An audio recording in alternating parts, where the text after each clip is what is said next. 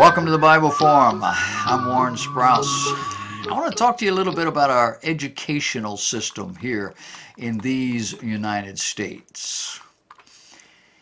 For the past 50 years or more, the American educational system has been slowly eroding. It began in the 1930s with a psychiatrist who ended up on the National Education Board, and using his psychological theorizing, came up with a new form of public education. Now, he was also an educator. That's a condensed version of what actually happened. But regardless, what did happen is that children were suddenly required to learn to read using a new method. The new method was called sight reading. Look at the word, know what it says. That compared to the old system, which was based on phonics. Sound out the letters and you'll know how to say the word. Now, it doesn't take a genius, it doesn't take an educator to see the difference. One trains a child how to sound out the letters, meaning once they master the project, they can read anything you put in front of them. The other teaches children entire words. See, spot, run. See, spot, jump.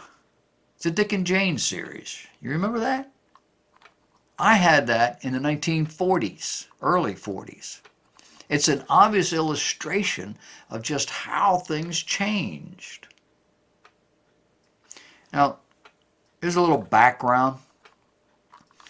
Back in 1932, a survey of 150 school districts revealed that 3/4 of them were using so-called intelligence testing to place students in different academic tracks.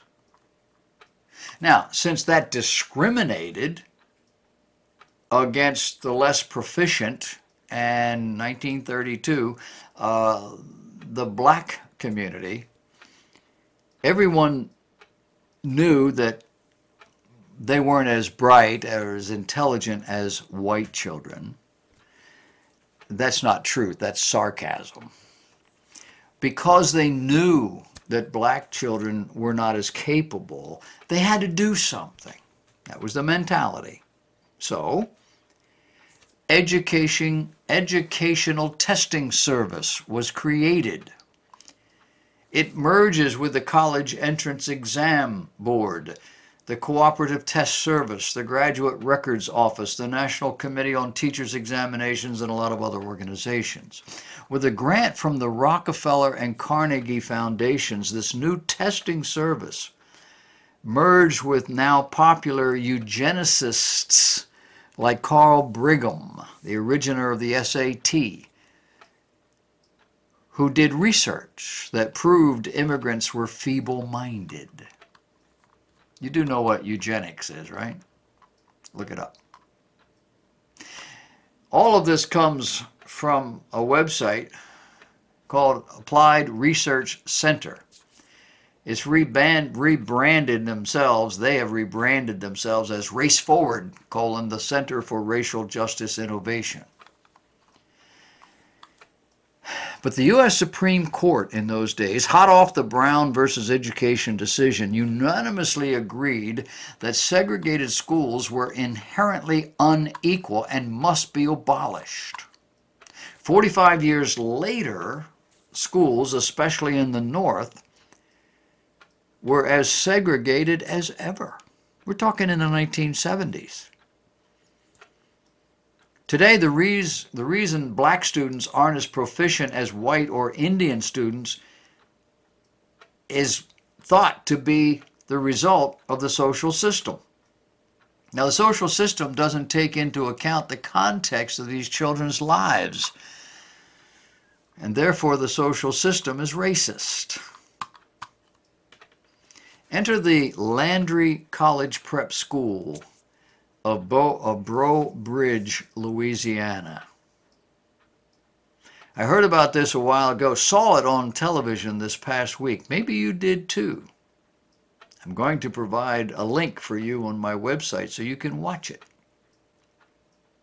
Here is a private school in Louisiana that turns no child away.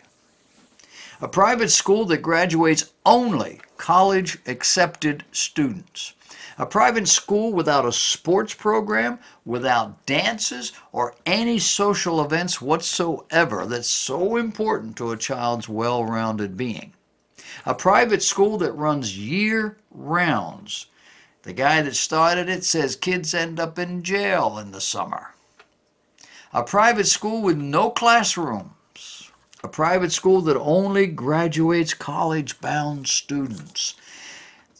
In 12 years, 35% go to Ivy League schools. 86% go to the top 50 schools in America. The owners, the founders, the teachers, they're a salesman and his nurse wife. They've had to claim bankruptcy 3 times just to keep this thing going. Did I mention this couple is black? Did also mention that 80-90% of the students, at least visible in the video, are black? And did I mention that these children work to teach one another? And oh, by the way, they love their school. Did I mention they will probably get good jobs and send money back to the school so others can benefit? You watch for it. But also watch. Either the government will shut it down, or other states will militate against anything like it, which the vast majority already do, or it will revolutionize education like nothing before it, except that it already did. These are the things that made school so important in the early days of this nation. Little red schoolhouses, one class with children of all ages, one teacher. Teaching these children the basics, inspiring children to learn and to succeed, using the Bible to help them learn, both in reading and in memorization. They went through the alphabet. A. In Adam's fall, we sinned all. B. Heaven to find, the Bible mind. C. Christ crucified, for sinners died. D. The deluge drowned, the earth around.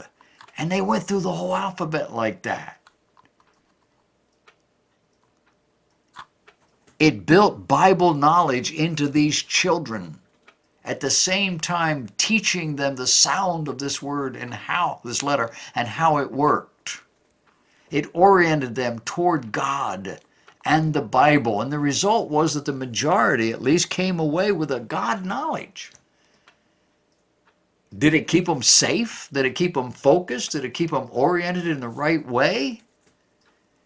We can't say that universally that was true, but we can say it did it a whole lot more than today's schools do. And what do children need most? They need to be kept safe. They need to be kept pointed in a positive direction. They need hope.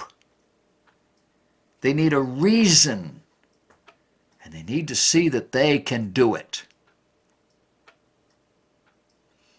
Back in 1978, 9, the church I pastored in Hazlet, New Jersey, started a Christian school. We used the accelerated Christian education material. In those days, there wasn't a lot around except that. There were many, many schools in this country that did the same thing in the 70s and the 80s and the 90s.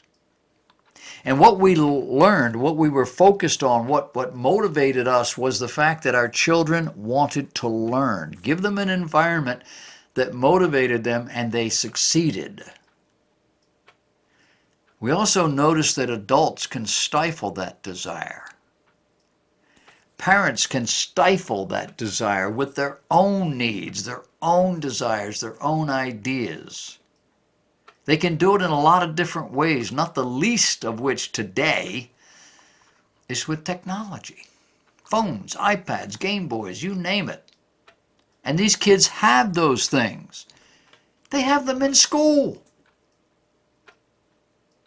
What rational parent would send a child to school with the technology to play games or to contact people on social media, technology small enough to fit in their pocket?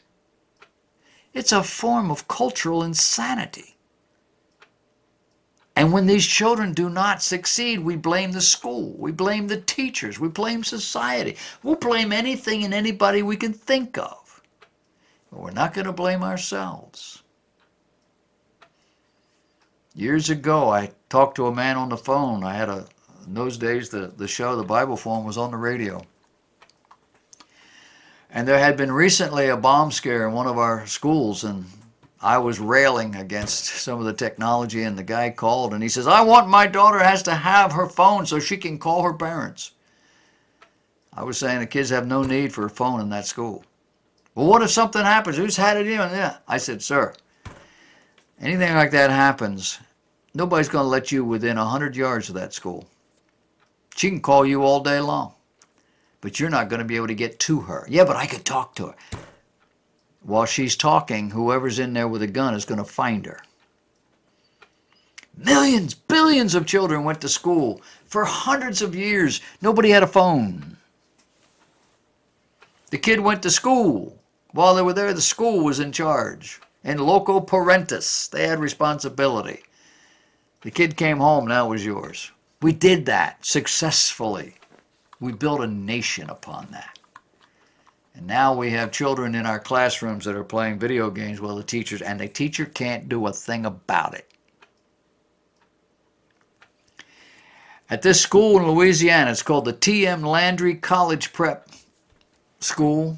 Children stay where they are in terms of education until they master the concept. If it means years, they ain't moving until they get it.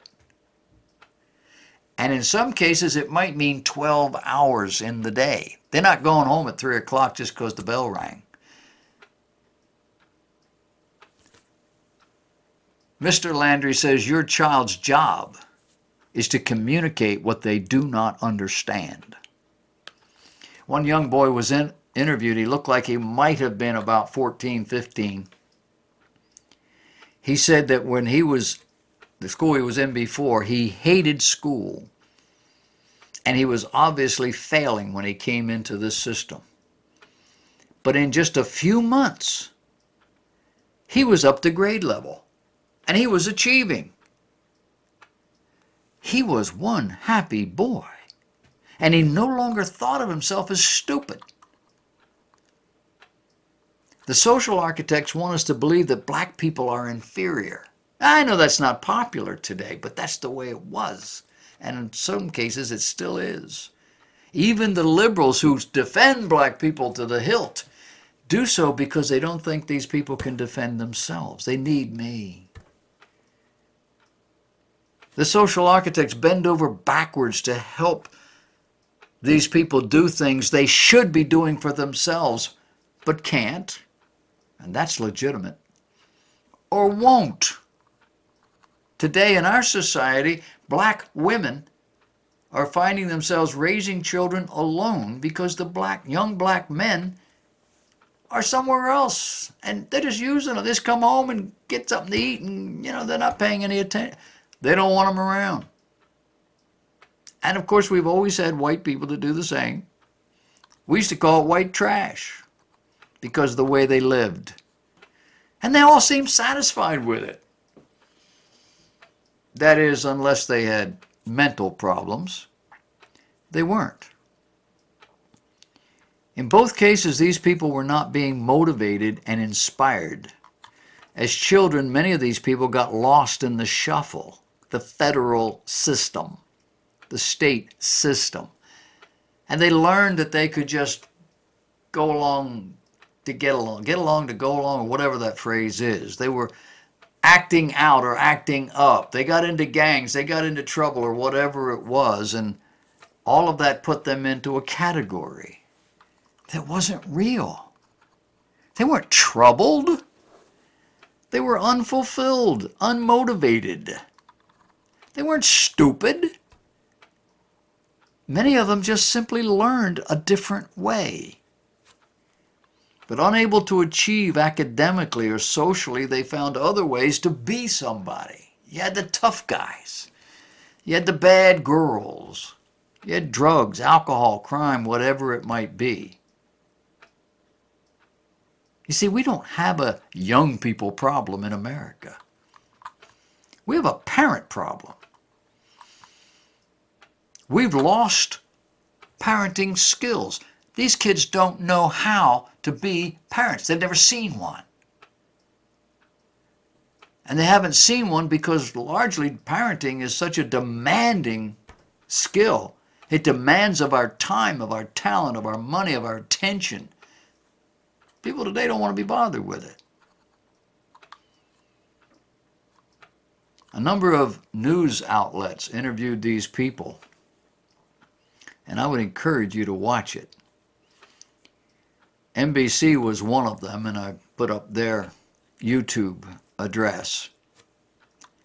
But there's also a website to the college, to the school. It's called tmlandrycollegeprep.org. And they put that together to kind of give you a picture of this place. I'm going to put on the website, both of them.